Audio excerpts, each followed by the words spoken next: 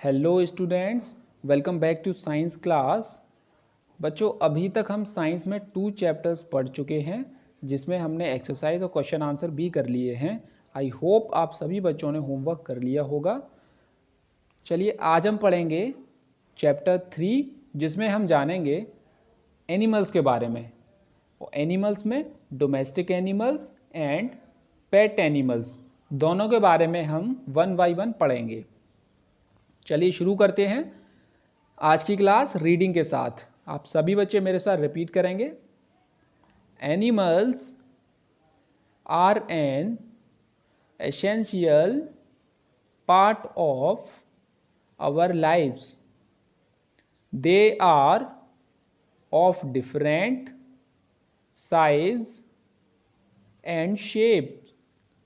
They eat different types of food.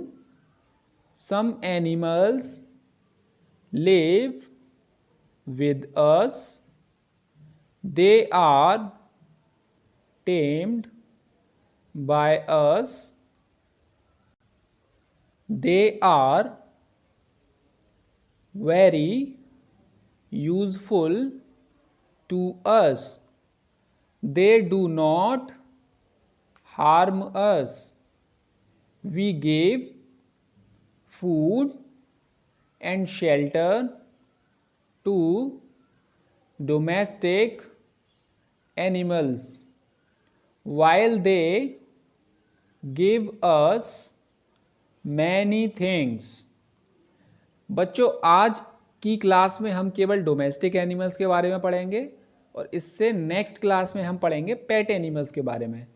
तो सबसे पहले हम ये जानेंगे कि डोमेस्टिक एनिमल्स कौन से होते हैं। बच्चों,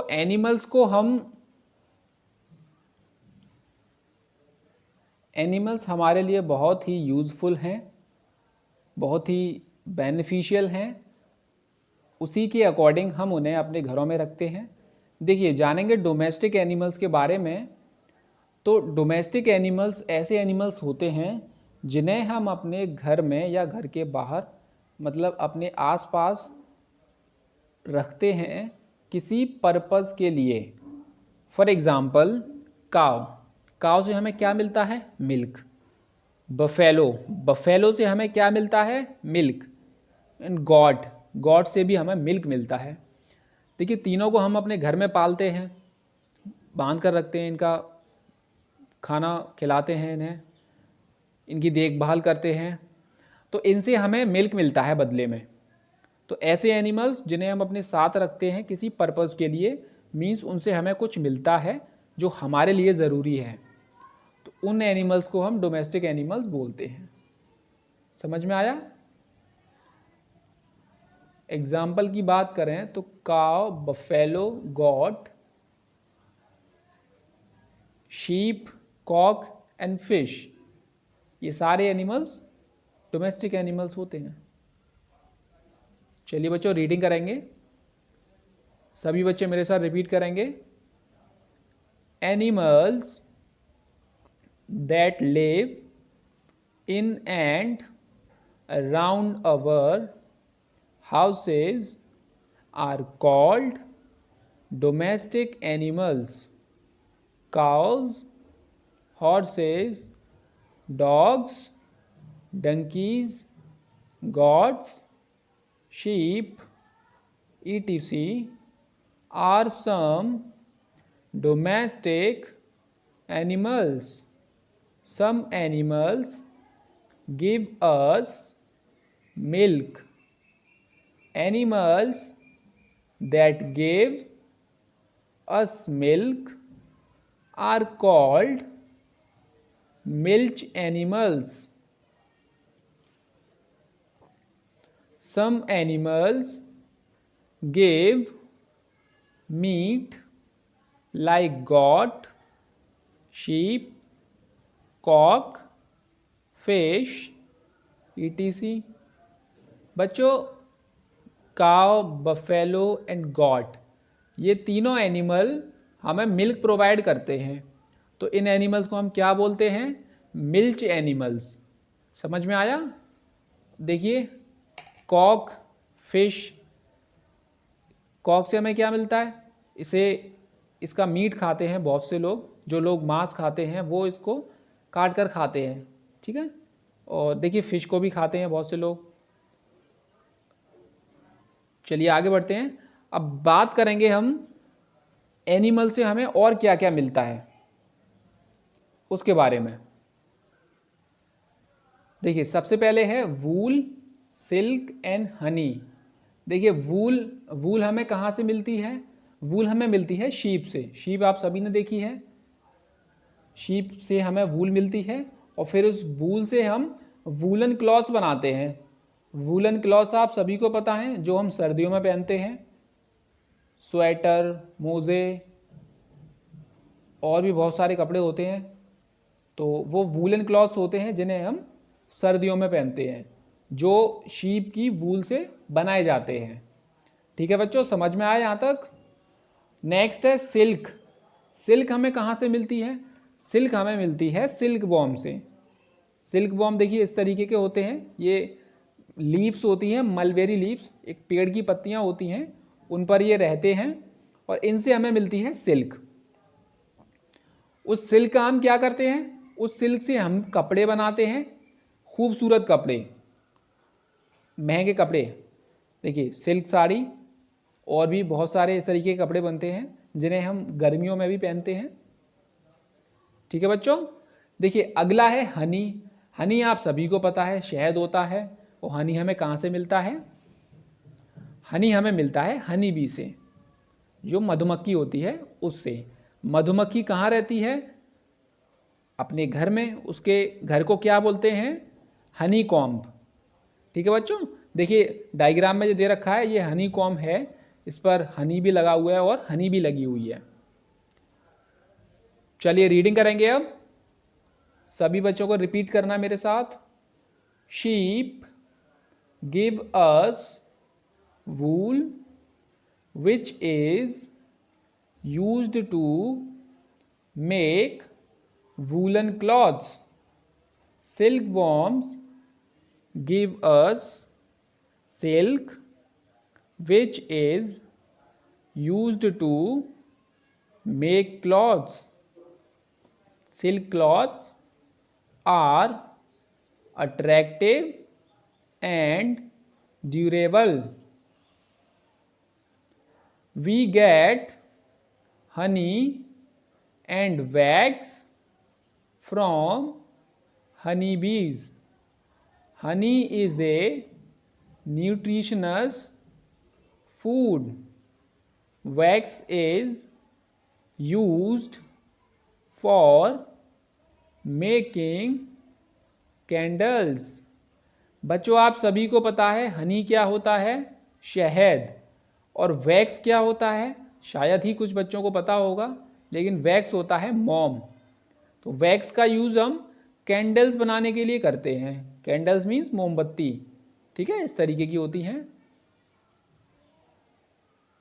चलिए बच्चों आगे पढ़ेंगे हम लेदर के बारे में। लेदर आप सभी को पता है। देखिए लेदर से शूज़ बनते हैं, बेल्ट बनती है, पर्स बनते हैं, बैग बनते हैं, जो काफ़ी महंगे होते हैं, लेकिन इन सब चीज़ों की क्वालिटी काफ़ी अच्छी होती है। तो लेदर हमें कौन से एनिमल से मिलती है और कैसे मिलती है, ये हम आज जानेंगे इस क्लास में।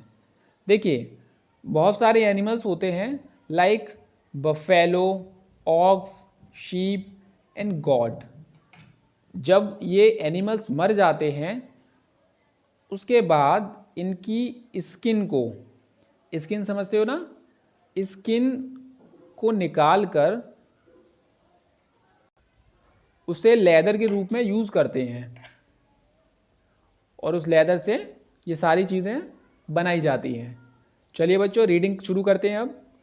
Skins of dead animals like buffalo, ox, sheep and goat are used as leather.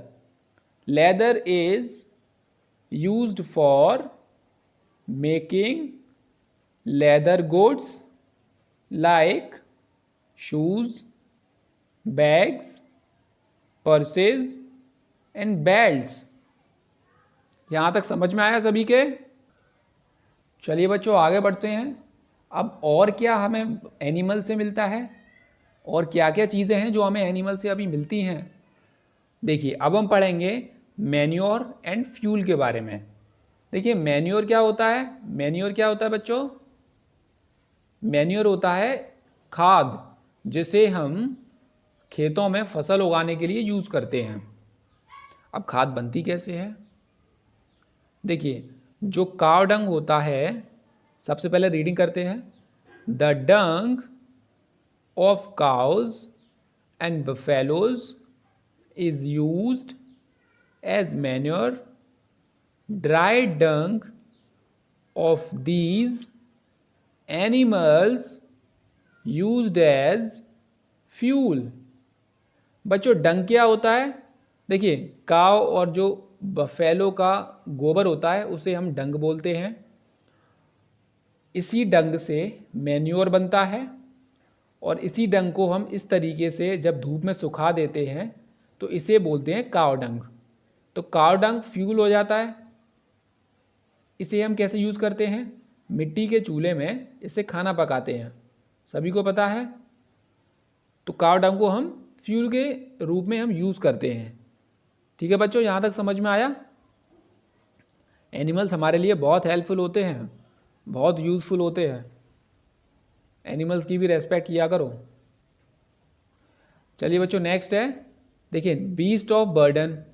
अब देखिए बच्चों अब हम समझेंगे, बहुत से एनिमल्स होते हैं जो सामान को एक जगह से दूसरी जगह लेके जाते हैं और हमारी हेल्प करते हैं। तो उन एनिमल्स को हम क्या बोलते हैं?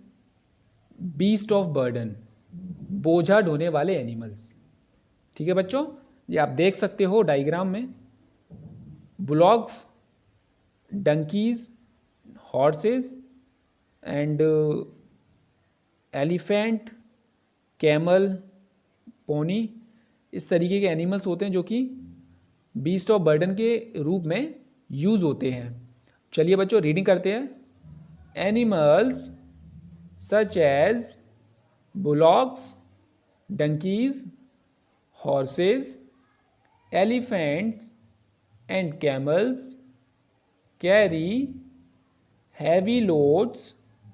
These animals are called beast of burden.